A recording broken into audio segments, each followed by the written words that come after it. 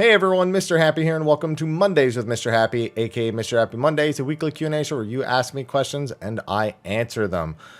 Microphone is working this week, so we have a nice normal show. It's funny because last week's show, I did it because of the microphone snafu. I did all the lightning rounding. This week, I'm so exhausted. Basically, the day or the next 2 days after the live letter, after waking up super early, my raid group had early morning trials to try and, just trialing new members to see what we're going to do for the next tier. And I feel like I haven't had a day to just recover, especially between the Harvestella release and the number of hours I had to put through that in order to finish it. Plus, I started Tactics Ogre today, so it's I'm beat. But we're doing a normal Mondays with Mr. Happy. I scrolled through real quick. It didn't seem like there were that many questions. If there was a significant portion of the comments were the whole YouTube thing, where like a fake version of the YouTuber, like their account shows below and it's like, oh my god, congratulations, you won. I think I got a few DMs about that and I didn't reply because in my head I'm like, if somebody sees that and goes, that's him, that's definitely him, I'm like, honestly, maybe it deserved to happen. maybe it just had to happen. Maybe that's just how it had to be. But yeah, so we're gonna get into the Q&A. I'm not going to say how long I think the video will be because I'm wrong every time, but I know what I'm aiming for up here, and we'll see if I get there at the end.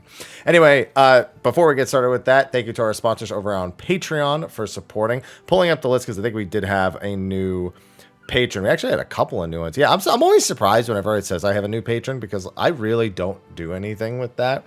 It's there because people have asked for it, and every time I take it away, people recommend bringing it back.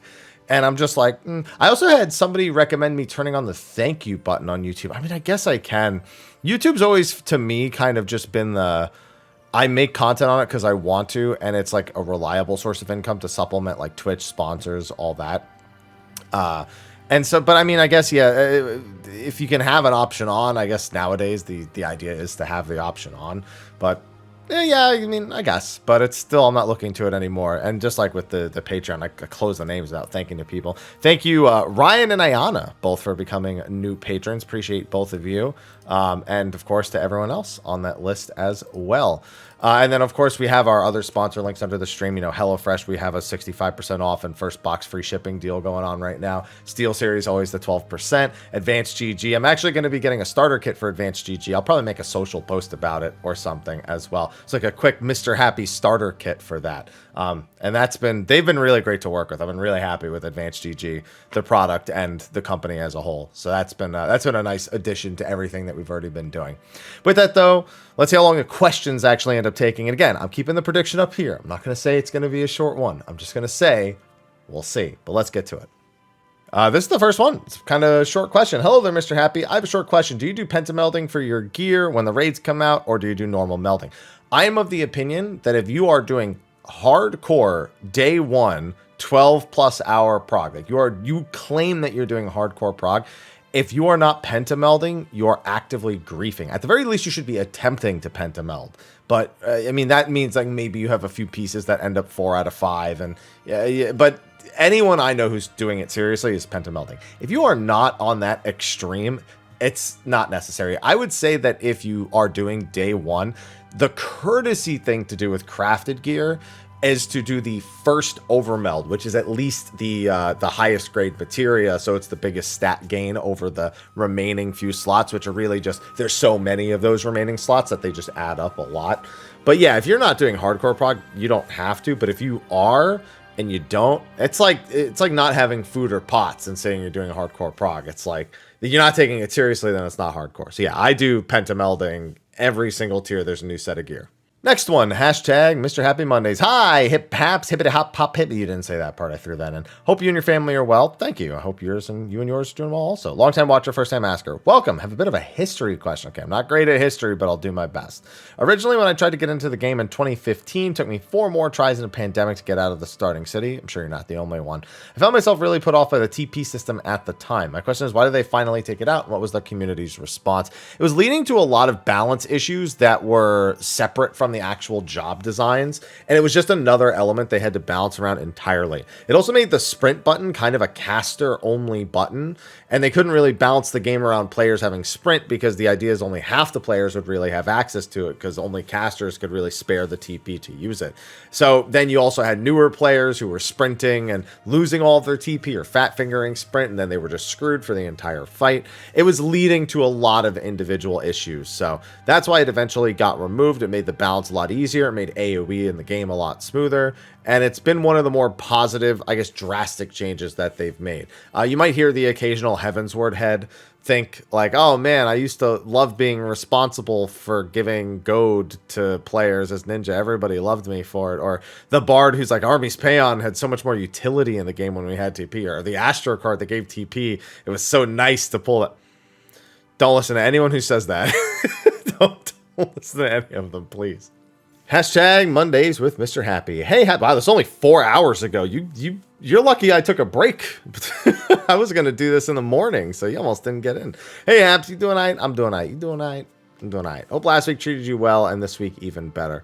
Yeah, it's been a fine week. It's just busy. Man, Harvestella ate so many hours. I got to make some videos on Harvestella. I love that game.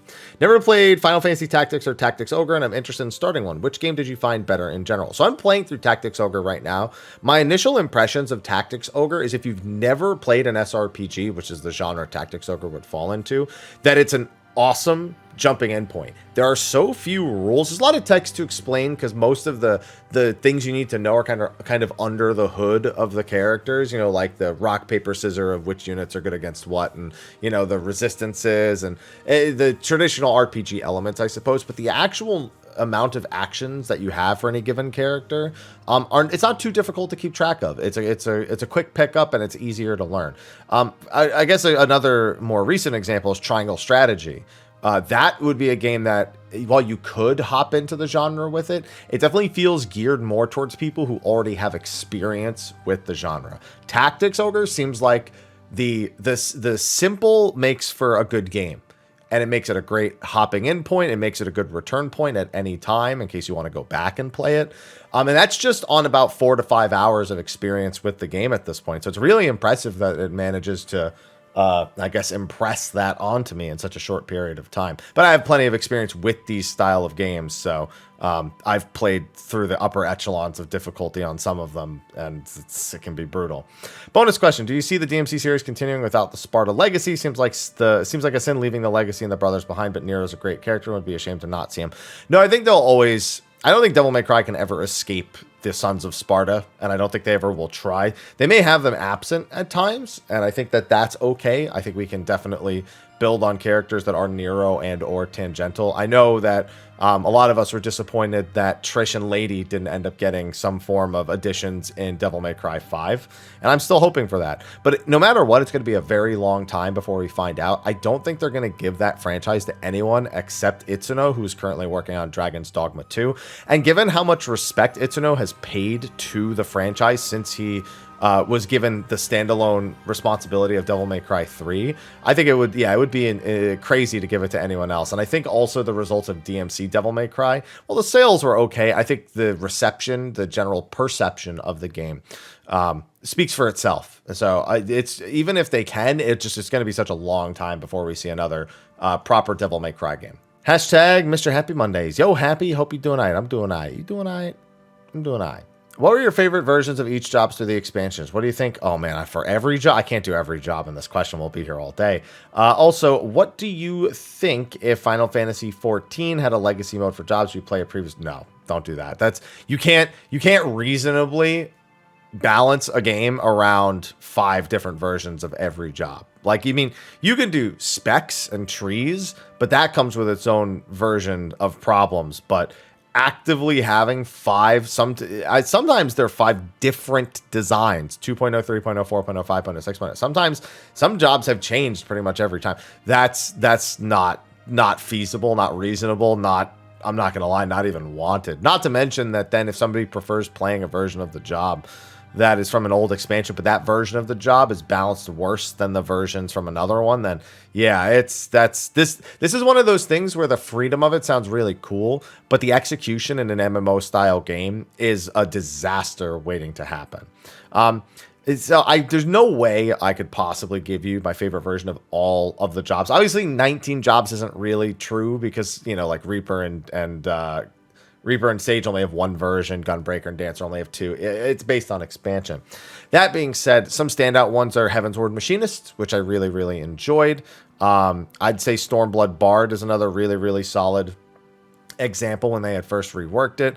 Monk, the double tornado kick in Stormblood, and then also 5 point. I mean, I actually like most iterations of Monk, but the double tornado kick is a clear standout. Warrior's been the same for God knows how long. And then like the rest of them after that, like I'm sure if I really thought about it, I could come up with them, but those are just the ones that pop into my head, and especially because they're jobs I'm just generally more interested in. So, but that's as far as I'm willing to take it, with just naming a few of those jobs right there. I've joined the game in Shadowbringers. I've been curious to know how jobs felt. My advice: there's still plenty of YouTube videos that, you know, people don't really remove YouTube videos from the old days, so you can usually find some overviews of the various jobs. At the very least, once content creators started getting access to Mediator, really Stormblood and on, then you at least have somewhat of a measure of how they were. Obviously, that's not great because that's a few hours of gameplay and a lot of us just trying to get any sort of feel on really anything at all. But it's something. It at least gives you an idea of what may have been different, especially if you understand the job and the way that it plays right now. Hashtag Happy Mondays with the Monday Man. Hey, Abs, are you doing all right? I'm doing all right. You doing all right? CPAP working out for you? You know, it's days like this where I actually know how well it is working because I did not get a lot of sleep. I've been kind of tired, a little bit drained energy-wise. But there's a clear difference between the kind of tired where you feel like you could just use a little more sleep versus the please just dig me a ditch and bury me in it so I can get a good night's sleep kind of tired. And I'm the former. So I definitely feel like it's working, even if obviously there's a bit of growing pains with getting used to wearing the mask on my face. A little bit of melatonin helps a great deal. And just getting the mask, you know, at the right tightness. Because I have a full face mask like this. So it's not just like a little cover over my mouth or anything like that. Because it was what was recommended to me if I ever find that I probably sleep with my mouth open, which, you know, I've run into the issue now of my mouth getting super dry. But listen, you gotta pick and choose your battles. I'll take that over not getting a good night's sleep on most nights, and it feels like it is working at the moment. Do you think we'll ever get another race after they add Hroth girls? I mean, there was a time when we weren't even gonna get female Hrothgar and male Viera. It was really community outrage that led to it. It feels, and yeah, but I think that's it. I don't think there's ever going to be another race added to the game. So enjoy what we got because I don't think it's going anywhere else anytime soon. Hashtag Mr. Happy Mondays. Hello, Haps. Hi. I hope you're doing well and your cat stopped poking you for food. Dude, I don't know what's going on. Aloha's in one of these moods where none of the foods I know he's willing to eat, he's willing to eat. Like he looked at them and goes, how dare you? What is this peasant shit? But so what's interesting is this is a real cat move too. I know a way to get him to eat it, but I don't want to do it. Essentially, if I feed it to him by hand, he's willing to eat it, but as soon as it has to come out of the bowl, he's not willing to eat it. Sometimes I just have to start rotating the bowls that I'm using, and that's enough to get him like more interested in the food itself. It's just weird. He's such an annoying cat. And the problem is she copies him. When he doesn't want to eat something, she goes, oh, it must not be good. When he wants to eat something, she's all over it. So they just make my life a living hell at times, man. So yeah, it might be fun to grind fates again for the next Manderville relic quest like we did for the Zodiac. Gets you out. I mean, yeah, we're going to be getting stuff like that. That's without a shadow. Heck, even the previous expansion, Shadowbringers, had a decent amount of fate grinding for some of the steps. So it's really just kind of expected at this point that we will be doing that. I mean, we expect any of the old like Zodiac or Anima stuff. I mean, people, of course, throw books out there. I don't want to see those again. But light farming, tomestones, it's designed to be like the Zodiac and Anima weapon relic quests. So I have 1,000 bicolor gemstones specifically in case they do this, but I have a feeling they would more so do on fate completion and not use bicolor gemstones. But yeah, like you said, getting both done at the same time could be quite the win. You know, because you can get both at the same time, they might be willing to take the hit on people who already have 1,000 saved up and make it so you do specifically need bicolor gemstones, which of course opens up Shadowbringers fates as well, just so you can't make money while you're doing your relic. I wouldn't be surprised to see them take that route, but I'm in your boat. I'm hoping that when they do this, it's a 2-for-1 deal. Hashtag Mr. Happy Mondays. Oh, here we go. Here's our first not hello. I feel bad calling people out for it, but it's one of those things that's unavoidable because I'm going to read it out loud. So it's like someone's going to notice, like, oh, that's the one. That's the one right there. I'll just be the first to notice it. Now that Paladin has been confirmed to have a rotation change in 6.3, how do you think Square Enix will make it fit into the 2-minute meta? Think they'll make it Gunbreaker 2.0? No, it's not going to be nearly what Gunbreaker is right now. No, very likely Requiescat's only going to be once every 2 minutes, Fight or Flight once every minute, or even Fight or Flight gone and just Requiescat once every 2 minutes, and then they get something else on the 2-minute mark, and that's just how it ends up going.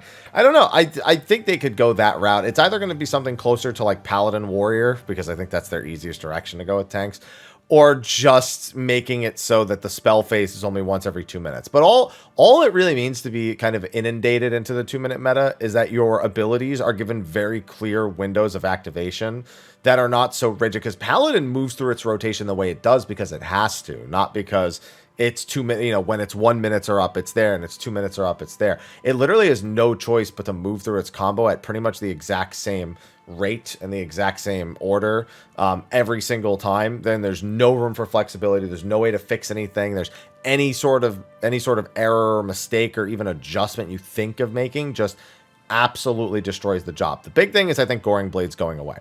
I think that's the number one thing I feel confident about. Everything else is a little bit of speculation and a little bit of common sense based on the way other jobs have been designed for the 2-minute meta up to this point. Hashtag Mr. Happy Mondays. Howdy, Haps. Howdy, 20 hours. We got a lot of late questions this week. I like that. Had a gold saucer question for you. Yoshi P said a long time ago how he wanted to add card games like poker and blackjack to the gold saucer, but couldn't because he'd have to get the game re-rated, which he said he can only do when the new expansion comes out because it would be simulated gambling tag. But we don't we already have gambling like stuff with daily and weekly Cactpot? Yes, scratchers get a bit of a pass. They don't really count quite the same as stuff like poker and blackjack. They're far more normalized scratchers than those forms. Let me just put it this way. When I go to the casino, scratchers are not something that I'm likely to do while I'm there. You know, you have sports gambling, you have the slot machines, you have the table games, the card games, but you don't really buy scratch-offs. Scratch-offs is like you go to the convenience store and you get a few, and it's just a way more normal thing. Now, that doesn't mean it's legal in every country the game operates in, but it doesn't present nearly to that level. There's also, of course, the fact that you pay a currency that doesn't really... MGP, kind of as a currency, already has this kind of leniency because there's not a way to game the system to use gil and thus potentially use real money to get a lot of it. So the fact that the scratchers are only 100 MGP, and MGP doesn't have a direct gil value, it can get away much more easily. However, the big thing with poker in that is if they put it into the game, people can use the game to play those things with real life stakes off the game. Now, you could do that with anything technically, but it's harder to defend those types of games because they are commonly associated with major casino gambling, and players taking it upon themselves to then gamble using the game as a base, but then doing the transacting off of the game becomes a legitimate concern. This is especially prevalent with something like Mahjong, where they have Mahjong, and it's actually one of the two most popular ways for Mahjong to be played online for free in Japan. Like, it's no joke, but it was a concern for that, not as much, but the idea that people are already using the game as the simulator to play these things, if they then add more traditional games, it just kind of adds on to the problem, and it becomes more and more of a problem. So that is why there's a pretty major difference between stuff like the crackpots, as I like to call them, or stuff like poker or anything like that. So I don't think you'll ever see traditional card games that you would play at a casino in Final Fantasy XIV. Hashtag Mr. Happy Mondays. Hello, sir. Hope everything's going as fine as possible for you and your loved ones. We're doing all right. We're doing all right. I have two questions for you this week. Okay, so one regarding reworks and such. You talked about Ninja 5.1 rework as a baseline for future reworks like Dragoon and Astro. Let me be clear. I'm the one who said it last week, but Yoshida is also the one who said it about, at least about Dragoon in particular, that it would be something closer to a 5.1 Ninja rework. I play Dragoon main. My question is, could you please elaborate on how this rework was? So it took the core identity of Ninja and the problems people had with its execution and adjusted the execution without changing the core identity. So the big thing was ninjutsu. It used to be an off global, and so you had to do all your mudra presses off global. You couldn't interrupt it. A lot of the same rules, but it was all done with the off global cooldown. What that led to is clipping issues, ping related issues. It led to some abilities just being kind of clunky to use in general. And they made it a GCD, which allowed them to buff the potency, make it more central, make it a more central piece of their identity, which they were already doing at the time anyway, and gave it just a much better flow overall. Now, some people did prefer the off-global version, but it had always been causing issues up to that point, depending on who played it. Not unlike, you know, being a machinist with high ping now. It's kind of an issue that Ninja had also. Also, with the fact that if you had, like, any sort of hiccup in your connection, it could be even more punishing as an off-global, just because of the rapidity of it, you know, how quick you have to go through it as an off global, whereas now we have it on the GCD, so there's a bit more leeway with the recovery of it. So with Dragoon, for example, I imagine the jumps being moved to being global cooldowns, for example. Now, that's not necessarily what they will do, but like that's the kind of idea that we're looking at here, because the job is known for its combos and its jumps. Those are like the two big identities that it has. So if your jumps are part of your combos, then that starts to kind of lean into addressing the issue, or addressing some of the issues the job has, some of the bloated off globals and potentially the animation locks that are associated with the current skill. And I think the animation locks, which they've worked on for years, admittedly, but I think that'll be a big issue they're looking to grab. And by moving some of their major identifying factors onto the global cooldown, like jumps, it leaves them room to do other things that they can associate with the job and not have to be worried so much about that. Now, I would expect changes to Life of the Dragon. I would expect changes to potentially even Whirlwind Thrust, which is a newer ability. But the idea is they need to make room for other stuff, but they don't need to completely change it. So if it is like the 5.1 Ninja rework, a lot of the elements that you currently enjoy about it should remain intact, but the means with which you access that power is going to feel different, similar to the mudras and the ninjutsu being on the GCD. So I'm curious to see how it ends up working out, but I don't think it'll be as worrisome as maybe the Astro one is, because Astro has gone through so many problems over the years. So but I think Dragoons will be more okay with whatever changes they get as opposed to Astro. Right, that one had a second question. I got so into the first one. 2, what is your insight, or do you know if Square Enix will revamp the HUD and the inner... Well, I don't know what that means, because I don't know what you want out of this. So there's not really a way to answer that, because the HUD is... Let me put it this way.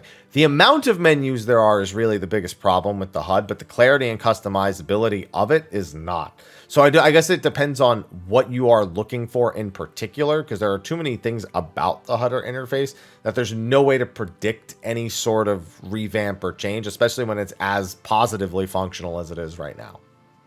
Quick acknowledgement. Somebody did a hashtag Mondays with Mr. Happy to do a double hello, so that other person, you're saved. Just want to make knowledge of that.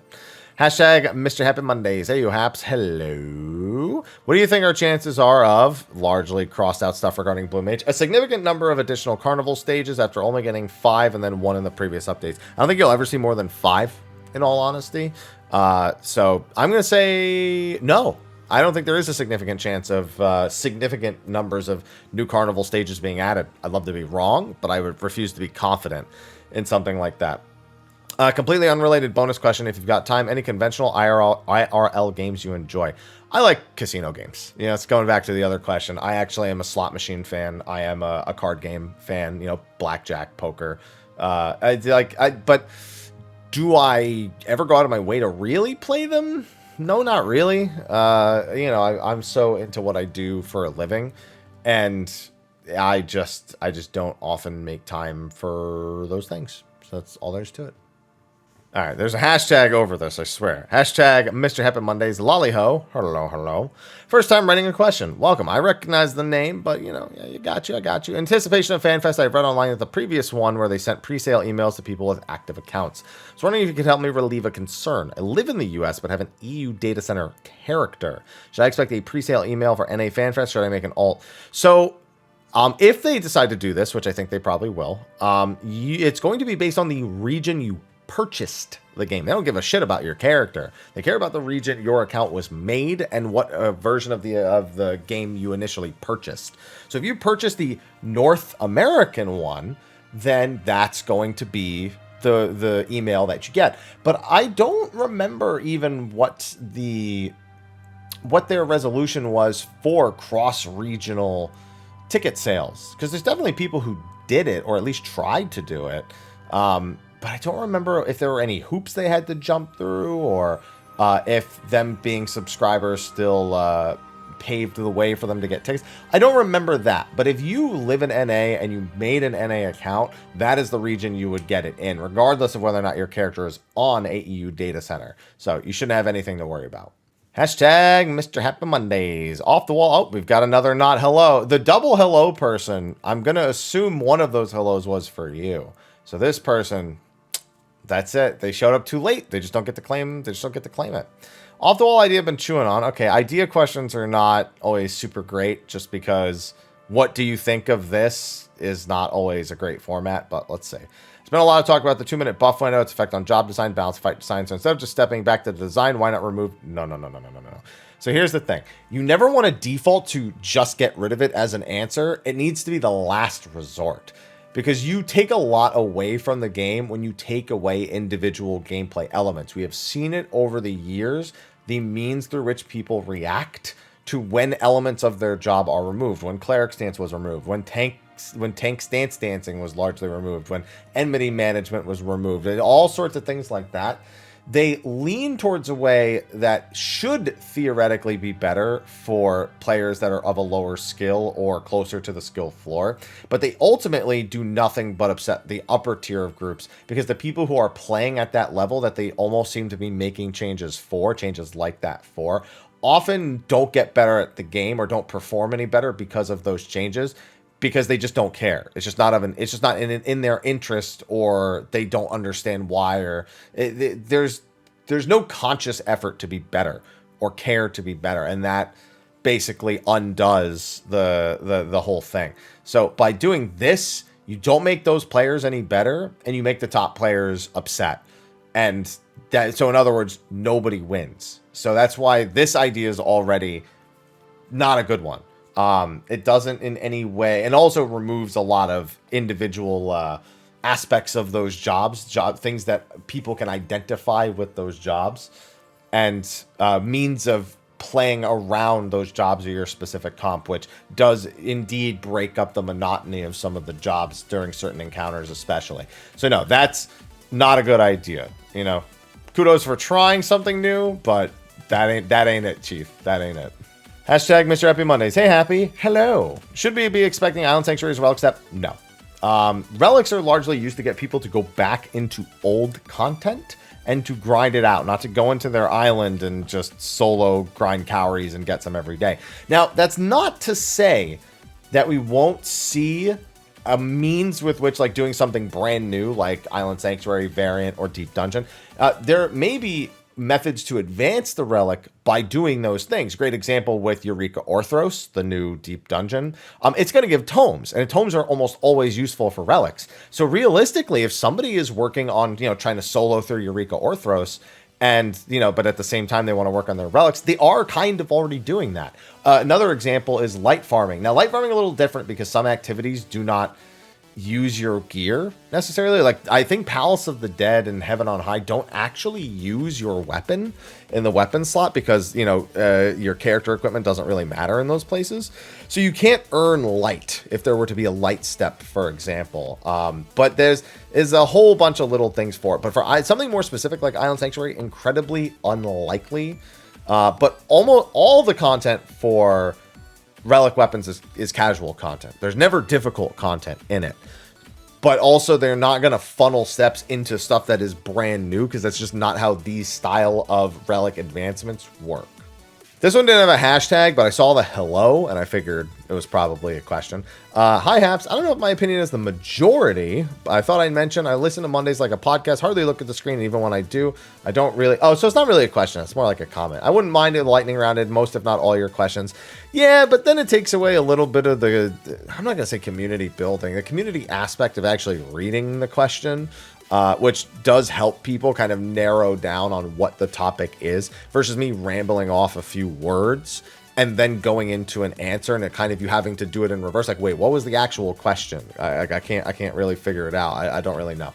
So that's the reason why. But if I need to do it, I'll do it that way. It's just this week is not that, and that's not it most of the weeks. I think there's like 3 questions left, including this one. So we're almost in the home stretch here. Hashtag Mr. Happy Mondays. Hello, happy Mr. Monday. How are you? I'm doing all right. Did you play the last Remnant? So I played like a couple hours of it. I did a thing with Square. I think I did a live stream with them. And it was okay, but there were enough other games coming out around that time that I never got around to finishing it. It didn't really pull me in so much as I was just curious about it. I don't know how I would have felt about it in the long term, but I did feel like it was very niche and it was a little confusing even when explained like at the start of the game. So yeah, I don't have much I can say. I can only offer that vague memory of the first few hours, which I wasn't super impressed with, but it wasn't bad, so I didn't really know how I felt yet, and I didn't have the time to give it to even figure it out. Hashtag Mr. Happy Mondays. 19 out, dude. So many of these are like very recent. Hey Hap, summoner question idea. So I've seen people have been asking for a new summon to be added for the rotation of the job. What if instead they just added that after the completion of the summoner rotation up to summoning Phoenix, that the summons become awakened like ultimate? So here's the thing. Ultimately, it doesn't matter what the hell your in-between summons do, because they are not a major part of your damage with the way the game is currently designed. So technically they could do whatever they want. They could do this, they could do something else, but it's not part of your damage window. So it not being a part of the outlier that allows you to actually kind of get your DPS higher by optimizing on those smaller windows, it would be visual flair. And that's kind of what it is now, but that's what it would be even more. It would just be a cool thing that happens, but it's happening during times when there's no buffs. Not to mention that because Phoenix is after 1 minute windows and before 2s, that would mean your strongest buffs, your strongest like primals in between, would be stronger during your pre-buff window, and then the summons you do like the Garuda and the Titan after you during the end of the 2 minute window would be the weaker versions, but they're hitting during the 2 minute window, which is something the players always try to find a way around or do not have a positive opinion about, because it's just counterintuitive. Now I know you do mention Golden Bahamut, but realistically that would just be Bahamut with more potency, which I don't think is I don't think that addresses the core issue of Summoner not being very interesting to play. It's a cool little visual flair, again, much like the job is now, but it just doesn't amount to anything of substance for the job. It's the same as if they just buffed the potencies on some things and then your 2 minute windows were stronger. It's just it's not what I think we were looking for in the previous weeks of answering questions like that. And this is for sure the last question, kind of on the time that I was expecting to get out of this video. I'm like 35-ish minutes into the recording, so that's what I was thinking in my head at the start. Hashtag Mondays with a happy mister. Hey Haps. Is the trend of gigantic hitbox so melee can get 100% uptime, and the trend of bosses teleporting back to the middle so everything is always centered in true north, the tanks having nothing to do? Good. So what it is it is a clean, consistent way of designing encounters. You can very easily balance an encounter when you know that an enemy is in the center of the room and will be performing an attack that allows players to consistently position around the boss's position, the way the boss is facing, all that stuff. For some mechanics, it's okay. For some mechanics, it's even good. For some things, it completely obliterates the need to try, I suppose. It eliminates almost a skill of players to be able to focus on their damage and the mechanic at the same time by making it so you don't really have to do as much with either because of the hitbox being so big. I think it's more interesting when the hitboxes are a little bigger, but they're not massive. I think a really good hitbox size, as an example, is Eden's Promise and Oracle of Darkness. They're larger hitboxes. They could probably make them smaller. But when you're doing certain mechanics in those fights, if you really want players to be able to stay in range, you have to kind of address the strategy itself and make it so that it works better for people. People need to be a little bit more tightly positioned. There's just quick little movements you can make that help the player out in terms of maintaining their uptime. And even a little smaller than that still achieves the same thing. But the hitboxes we have in Abyssos are a little bit too much to the extreme. And I think that's going to be a lot more of the norm going forward. Because if it isn't, they're probably going to go back on some of the range buffs that they just did. So I expect that that's their admission of it's going to be more like that from now on. So let's pull the power gap down a little bit between the roles. I think we'll continue to see that power gap adjusted going forward into the various patches and the expansion. All right, and as I said, that was actually the last question for this week's episode of Mondays with Mr. Happy. A nice, normal episode, and while I am tired, I'm glad that we saw it through all the way. With that, I have some... Did my phone just go off? I thought I just heard my phone go off. It didn't. With that, I am going to wrap things up. Be sure to like, favorite, subscribe, and share. And, of course, if you have a question for next week's episode, put it in the comment section of the video below. Keep an eye out for a few Harvestella videos this week, including one spoiler-free review, one spoiler review. I think I need to do both because I need some place to vent about that game, and I want to be able to just talk about it for people who don't care about spoilers, so be on the lookout for both of those. Anyway, thanks for watching. Be sure to tune in next week, and I'll see you then. Until then, take care.